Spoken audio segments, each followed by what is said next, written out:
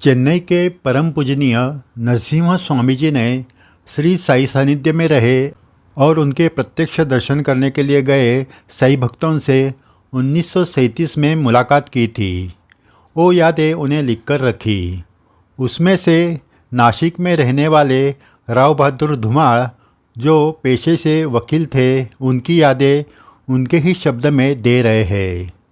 धुमाड़ जी को श्री साई बाबा के अनेकों अनुभव आए हैं, जो उन्होंने 18 अक्टूबर 1937 को नासिक में और 28 अक्टूबर 1937 को शिरडी में स्वामी जी को बताए थे। ये सभी अनुभव एक वीडियो में आपको बता नहीं सकते, इसलिए उनकी यादें अगले वीडियो में भी दी जाएगी।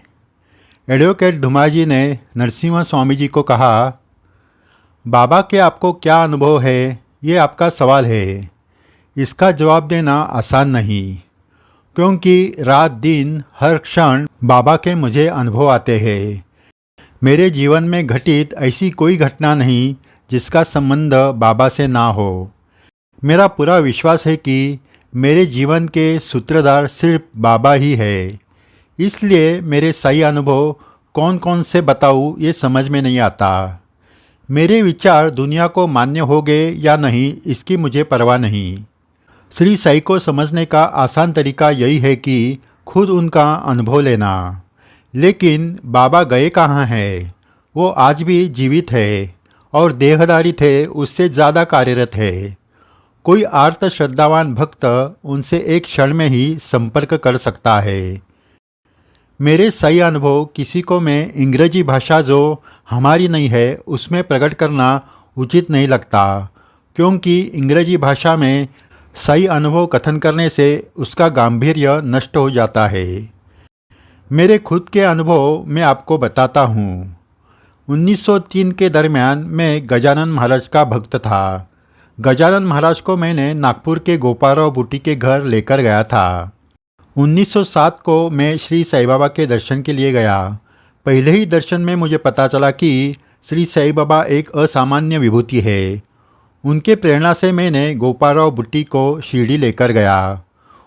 उनकी महत्वपूर्ण सेवा ये हो गई कि उन्होंने अपना वाड़ा बनवाया, जिसमें श्री साई बाबा की समाधि हुई। अब मैं बाबा के कुछ शब्दों के बारे में बताता हूँ। उससे ये पता चलेगा कि बाबा कौन थे और वो भक्तों के लिए क्या करते थे और आज भी क्या कर रहे हैं। एक बार श्री साई बाबा ने मुझे कहा, भाऊ, रात भर मुझे नींद नहीं आई। मैंने पूछा, बाबा ऐसा क्यों? बाबा ने कहा, रात भर सिर्फ तेरे और तेरे ही बारे में सोच रहा था। उन्होंने दिए हुए इस जवाब से, उनके प्रेम और परिपूर्ण वात्सल्य से मेरा दिल भर आया, आँखों में पानी आया। इस अज्ञानी जीव पर बाबा का कितना प्यार, मेरे लिए उन्होंने कितनी यातना सहन की होगी। मैं उनके भक्त के लायक भी नहीं था, मेरी उतनी सेवा भी नहीं थी, फिर भी उनके दैवी शक्ति की प्रचिति से मेरे संकट दूर होते थे। मेरे भविष्य को उन्होंने दूर तक देखकर पहले ही अनिष्ट संकट दूर किए और मेरी जीवन यात्रा सुलभ की। इसलिए मेरा जीवन सुखकर हो गया है। उनके इसी प्यार से मैं कहीं भी रहूं उन्हें धीरज से खत लिखता था। वो खत माधवराव देशपांडे बाबा को पढ़कर सुनाते थे और बाबा जो जवाब देते थे वो लिखकर माधवराव मुझे भेजते थे। बाबा देहधारी थे तब, और उनके समाधि के बाद मैं मेरे सवाल बाबा को प्रार्थनापूर्वक बताता हूँ। कभी श्री साई बाबा के सामने चिट्ठी डालकर जवाब लेता हूँ। उसमें जो चिट्ठी आती थी वो आज्ञा समझकर मैं उस तरह व्यवहार करता था। उससे मेरा कभी नुकसान नहीं हुआ। नासिक के इस दादाजी और पिताजी के ग्वाड़े में मेरा आज तक का जीवन व्यतीत हुआ है।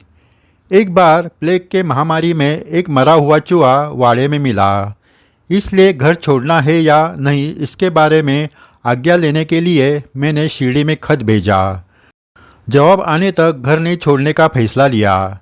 सिर्फ नासिक ही नहीं तो दुनिया में कहीं भी कब क्या होगा इसकी जानकारी बाबा को पहले से ही होती थी। इसलिए वो मुझे किसी भी संकट में से बाहर निकालेंगे, इस पर मेरा पूरा विश्वास था। बाबा का जवाब आया कि वाड़ा छोड़कर दूसरे घर में रहे। वैसे परिवार के साथ मेरे भांजे के बंगले में रहने गया, लेकिन वहाँ भी बंगले में मरा हुआ चूहा मिला। तब फिर से मैंने बाबा को खत लिखा कि घर छोड़कर जाए या नहीं। तब जवाब आया कि घर छोड़ना नहीं। फिर सभी वैद्यकीय नियम एक और करके हम उसी घर में रहने लगे। हमें कोई भी तकलीफ नहीं हुई। कुछ दिनों के बाद तो बंगले में आसपास और कुएं में भी मरे हुए चूहे मिलने लगे। मैंने तुरंत बाबा को खत लिखकर बंगला छोड़ने की अनुमति मांगी और बाबा अनुमति देंगे इस विश्वास पर पहले से ही घर का सभी सामान बांधकर निकलने की तैयारी की।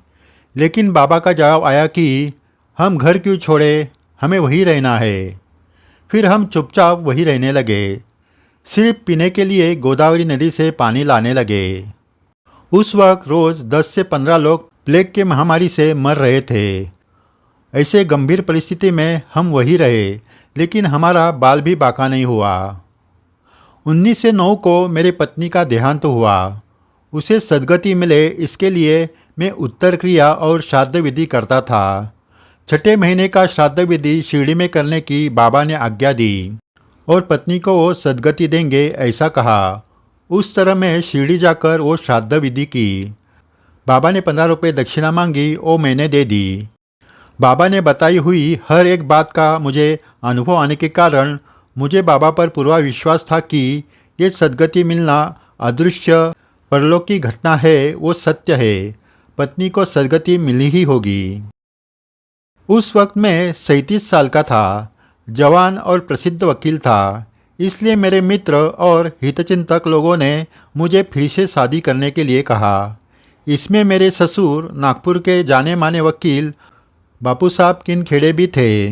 इस बारे में बाबा की अनुमति बिना मैं कुछ नहीं करूँगा ऐसा कहने पर मुझे वो शिरडी लेकर गए। पहले वो अकेले ही द्वारकामाई में गए और बाबा का दर्शन किया।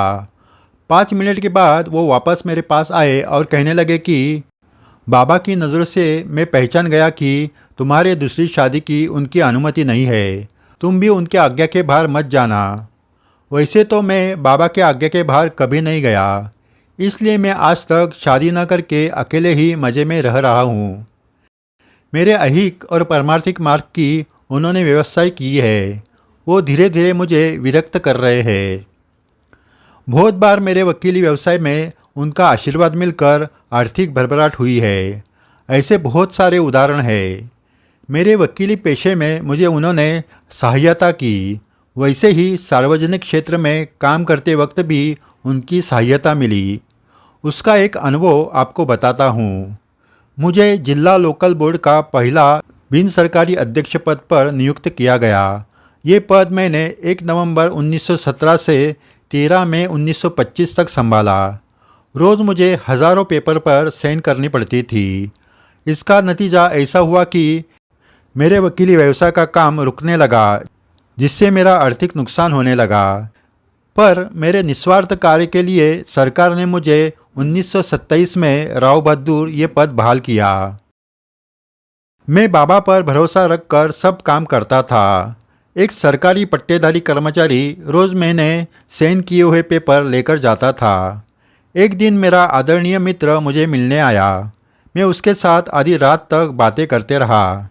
इसलिए उस दिन का पेपर पर साइन करने का काम दूसरे दिन करने का तय किया। लेकिन दूसरे दिन मुझे दूसरे गांव जाना था, इसलिए मैंने पहले दिन के पेपर वैसे ही भेज दिए। उसी रात मैं वापस आ गया, लेकिन मैंने देखा कि पहले दिन के हज़ारों पेपर साइन किए हुए हैं। मैं हैरान हो गया, क्योंकि मैंने उन पेपर पर साइन की नहीं थी। मुझे पूरा भरोसा हुआ कि ये काम श्री साईं बाबा का ही है। मैं जब लोकल बोर्ड का अध्यक्ष था, तब सभी स्कूल मेरे अधिकार में थे। उस साल महीने के आखिर में दिवाली का त्यौहार आना था। उस वक्त एजुकेशन इंस्पेक्टर मेरे पास आए और ऐसे बड़े त्यौहार के वक्त सभी अध्यापकों को पगार दे दिए जाए ऐसी विनती की। मैंने पहले उनके विनती की ओर ध्यान नहीं दिया, क्योंकि महीना पूरा होने से पहले पगार देना गलत था। उस इंस्पेक्टर ने 2-3 दिन बाद मुझे मिलकर फिर वैसे ही विनती की। मैंने उनसे उल्टा पूछा कि चीफ ऑफिसर को ऐसे करने का अधिकार है क्या? उस पर वो बोले, चेक निकालने के लिए सरकार से अनुमति नहीं मिली है, इसलिए चेक न निकाले, ऐसा अकाउंटेंट ऑफिसर ने कहा है। ये सुनकर मैं कुछ नहीं कर सकता, ये वो समझ गए।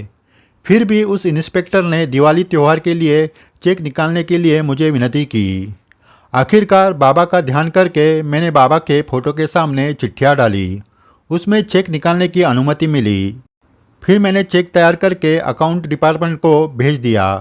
वो चेक पास हो गया और सभी स्कूलों के अध्यापकों को पगार मिल गया।